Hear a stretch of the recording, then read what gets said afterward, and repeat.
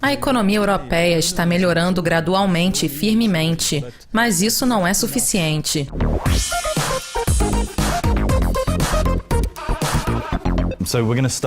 Eric, vamos começar falando sobre a economia europeia, especialmente em se tratando da postura do Banco Central Europeu. Como o BCE tem se comportado ultimamente? A economia europeia está melhorando gradualmente e firmemente, mas isso não é o suficiente. O BCE vai manter sua política acomodatícia, pois o problema é a inflação, que ainda está abaixo de 1% na zona euro. So the ECB should stay accommodative. Entretanto, a inflação na Alemanha está a 2% no momento e os membros do Bundesbank, particularmente o presidente Weidmann, estão colocando pressão sobre o BCE para encerrar o programa de compra de ativos o mais rápido possível. Portanto, provavelmente durante o quarto trimestre, Mário Draghi vai começar a preparar o mercado para o início de uma redução do programa de compra de ativos, que deve durar um ano. The fourth quarter, Mr. Draghi will start to prepare the markets for the beginning of tapering in, let's say, 1 year. Nesse sentido, o problema para a economia europeia é o nível de rendimento do Bund, que está muito baixo. Se Draghi anunciar o início do fim desta política monetária ultra-acomodatícia, os rendimentos poderão subir. E, além disso, o spread entre o Bund alemão e os títulos do Tesouro americano de 10 anos está enorme, acima de 2%, a 210 pontos base no momento. Normalmente, esse spread fica em torno de 160 ou 150.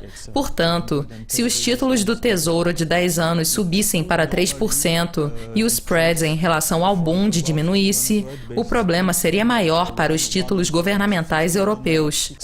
So if we imagine that the 10-year Treasury could climb one day to 3% and at the same time the spread with the German Bund decreases, there is more pain in the European government bonds than in the US Treasury. E falando dos títulos do Tesouro americano, vamos falar um pouco sobre os Estados Unidos. Qual é a situação atual do Fed? Tudo é muito incerto, porque por um lado temos as estatísticas, que estão relativamente boas, apesar da diferença vista nos números oficiais, já que todos sabemos que a taxa de desemprego real está muito acima de 5%. Entretanto, considerando que os números oficiais mostram que a economia americana está excelente, a grande questão é a política econômica de Trump, como ele vai implementá-la e quais serão as consequências. The US economy is brilliant.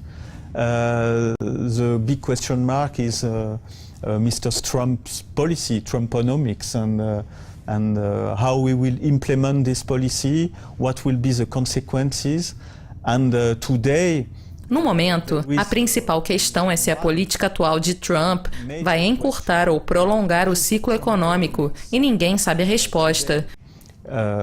Eu acredito que esta política poderia encurtar o ciclo econômico, juntamente com a força do dólar e a curva de rendimento do Tesouro. Portanto, o Fed provavelmente manterá a taxa nos próximos meses e poderia votar por mais um aumento da taxa de juros em junho. Due also to the strength of the US dollar and due also to the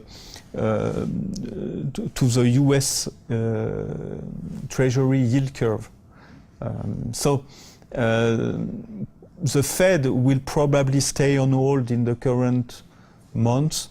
The Fed could probably vote for one rate hike maybe in June.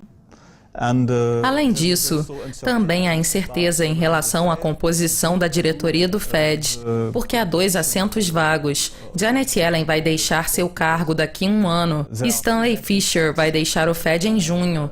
Portanto, estamos esperando por novos membros, que serão apontados por Trump.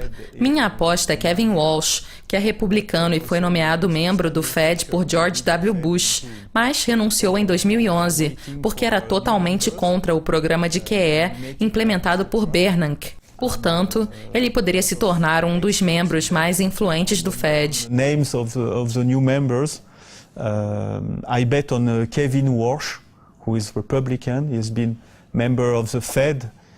He's been nominated by George W. Bush, but he resigned in 2011 because he was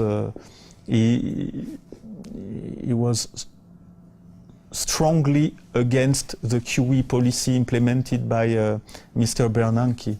So we still keep an eye on Mr. Kevin Warsh, because he could probably become one of the most influent members of the Federal Reserve. And finally, let's... E encerrando, como anda a situação dos mercados emergentes? O desempenho dos mercados emergentes diante do dólar tem sido incrível durante o último ano, ultrapassando 3%. Em nossos portfólios de mercados emergentes, nós decidimos reduzir substancialmente o peso de títulos com beta alto. Nós obtivemos lucros com títulos russos, vendemos títulos da Turquia e do Azerbaijão, reduzimos o peso de títulos mexicanos e colombianos e compramos títulos com beta mais baixo, esperando por uma correção, como da Letônia, Lituânia, Polônia, Eslováquia e Romênia. Portanto, estamos nos concentrando principalmente na Europa.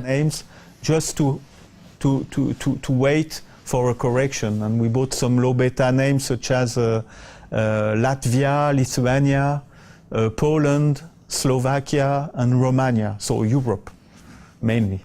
Eric, thank you very much. Eric, muito obrigado pela participação. Obrigado pelo convite. Obrigado pela audiência. E continuem conectados a Dukascopy TV para mais entrevistas exclusivas. Até mais.